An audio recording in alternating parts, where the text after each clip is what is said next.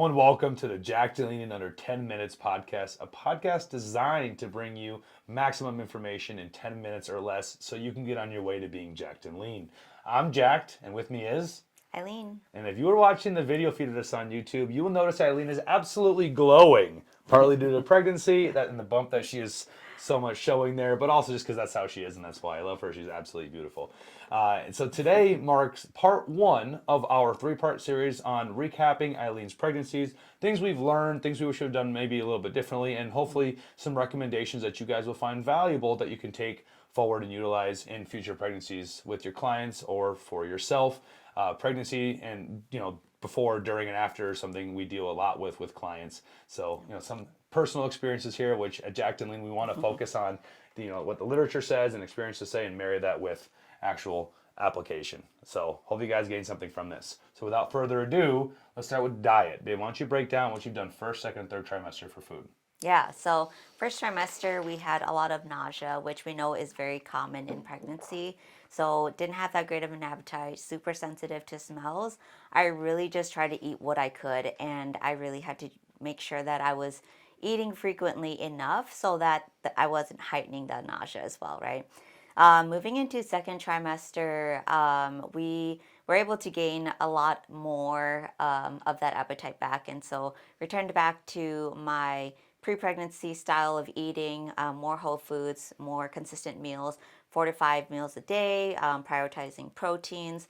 I was really craving steak for some reason during that second trimester, so that really helped me with keeping up with my levels, and in particular with iron. Because in first trimester, so the supplements that I'm taking, the prenatals that I'm taking, is just a gummy, so it doesn't have iron in it. Iron is very important for baby's development, and so I kept taking my supplements, but the thing is moving into third trimester. So at 36 weeks here, we just tested my iron levels again, and my hemoglobin is sitting at 10 and a half. We like to see this above 11. To be, to go safely into labor, because for mom, low hemoglobin levels can impact my ability to recover postpartum because you lose a lot of blood. And so one thing that we will be doing in the next week here is getting an iron infusion. Also going to be just increasing my intake of iron-rich foods again, because admittedly, I will say in third trimester, I started getting a little bit looser with my meals and got more or gave more into my cravings. So Yeah, iron, like she said, is super important. It's just yeah, honestly something we didn't consider or think that was going to be as much of an issue as it ended up being. It's yeah, not a major I one. took it for granted a Took little it for bit. granted because the first time with Brooklyn, we had no issues with any sort of iron deficiencies at all. And Yeah, she was actually eating red meat that pregnancy, which she didn't have a craving for at all yeah, beforehand. And then during this pregnancy, she was eating steak in second trimester. And just the drop off of that steak and admittedly not as many vegetables as she should have been eating led to yeah, those lowered levels. So that infusion is going to help bring that up before she actually delivers. So just make sure that if you can't take an iron containing prenatal, because it does make some females nauseous, yep, that you are eating exactly. it through other foods. And that's definitely something to have checked regularly with your doctor to make sure you're on the right track there. So as regarding weight gain, Eileen has had a pretty steady rate of gain the last couple trimesters here, right? On average, net, the baby and all its components is around 17 pounds by the end of pregnancy. Now, the amount of total weight gain you should have is going to vary based on your starting point, right? And so Yep, far, you are up, what, about 16, 17 pounds? yep, Yeah, so we're right on track there. It's very normal in the first trimester to lose weight due to vomiting and lack of eating, et cetera, et cetera. So make sure you can obviously start to gain a little bit of that back in the second into the third trimester. But remember, at the end of the day, you're not eating for two full-grown humans. So 350 to 450 calories per day on top of your normal diet that was maintaining weight, right? Per baby. So if you have twins, more like 600 calories total. And that averages out to be about 0.4 to 1.3 pounds per week in that second and third trimester, once again, dependent on your individual circumstances and that starting point. You know, a total of, like I said, 11 pounds if you are a little more overweight, maybe more close to 40 if you were underweight. So Eileen's actually had a pretty steady rate of gain. And just by eating healthy, right, and controlling your total caloric intake, having good sources of fruits, vegetables, proteins will also help just manage your total body weight afterwards. So you won't have to lose as much weight, along with obviously the reductions in high blood pressure risk and gestational diabetes. So overall, I think we've done a pretty good job managing. We would definitely change the iron, and she does have a good solid amount of protein in a day, right? Yeah. She aims for around her body weight spread amongst 4 to 5 meals a day. Protein is going to help with the development of the actual baby itself, right? Because protein is the building, amino acids, the building blocks for all kinds of tissues and cells, and then as well as antibodies in the baby for the immune system. Carbs will help prevent neural tube defects, and then fat intake will help with eye and brain development. So having a good variety of nutrients coming from each of those. So one note on cravings too. A lot of people, there's a myth that cravings must be due to your body wanting a specific type of nutrient. The thing that's kind of ironic is that when you actually go to eat your craving, right, how many times is that more fruit, vegetables, or protein? So there's definitely an emotional side to cravings.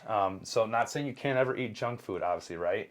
This is your time to maybe enjoy a little bit more of that, but definitely adhering to more of like that maybe 80-20 principle, and if you keep 25, don't beat yourself up too much. All right, so just a few more things we're going to touch on here. So general foods that we want to be avoiding during pregnancy. So raw fish and any fish that are high in mercury. For me, shrimp and salmon I was able to keep in once or twice a week, so that's what worked well. And then processed meats, we want to be avoiding hot dogs, bacon, deli meats. If we are going to have those, just make sure it's like really, really in high heat, it's well cooked. Because we're going to be more susceptible to foodborne illness from bacteria that can sometimes be in those types of meats. Yeah, and that kind of goes with everything you're cooking. Make sure all meats are cooked all the way through, that you're washing your fruits and vegetables, etc. That's going to reduce risk of things like E. coli, salmonella, listeria, etc., which can affect the mother and the baby in different ways. Exactly. Okay. And then unpasteurized foods, so like milks, eggs, etc., cheeses. We want to make sure that Especially it's soft cheeses. clearly labeled pasteurized for pregnancy. Correct. And then another note on vegetarianism and veganism, birth weights between that and omnivorous moms are fine. The issue tends to be with nutrient deficiencies, so iron, zinc, etc. tends to be deficient in vegans and vegetarians. So it might be easy to want to over supplement with some of these things, which A, can lead to its own host of issues. If we have too much vitamin A, we see skull and face deformities. So make sure you're not just trying to cover up by taking a ton of extra supplements, that you're just choosing quality sources. And if you are eating iron containing foods, which you should be, that you're taking in vitamin C at the same time to help with the absorption, and you're limiting your calcium intake at the same time, which would block the absorption of that iron. We still need calcium in pregnancy, just try to take it at a different time as when you're eating your iron containing foods with the vitamin C. And just a couple last things here. So caffeine, we want to make sure that that's staying under about 200 milligrams a day. So keep it to a cup of coffee a day. No alcohol, no nicotine. And then make sure you are taking in folic acid. 400 micrograms is a generally accepted amount that comes from different fruits, vegetables, leafy greens, etc. That's going to help with also neural tube development in the baby. And then fiber can help prevent constipation and just help regulate your blood glucose and have all kinds of hosts of, you're also not going to be having as many cravings, so you'll be more likely to eat better foods, because typically the foods that contain fiber are higher quality foods. So 25, 30 grams of fiber. So once again, some of these are recommendations I want to make sure that you're talking with your doctor about to make sure they are customized for you. Exactly. So I think that about wraps up our recommendations. Hopefully kept this short and sweet for you guys. If you have any questions or anything, please feel free to drop a comment below or send us an individual message. We are happy to help, and we're happy to do any follow-up podcasts and any specific topics relating to pregnancy or Q&As that you guys might have.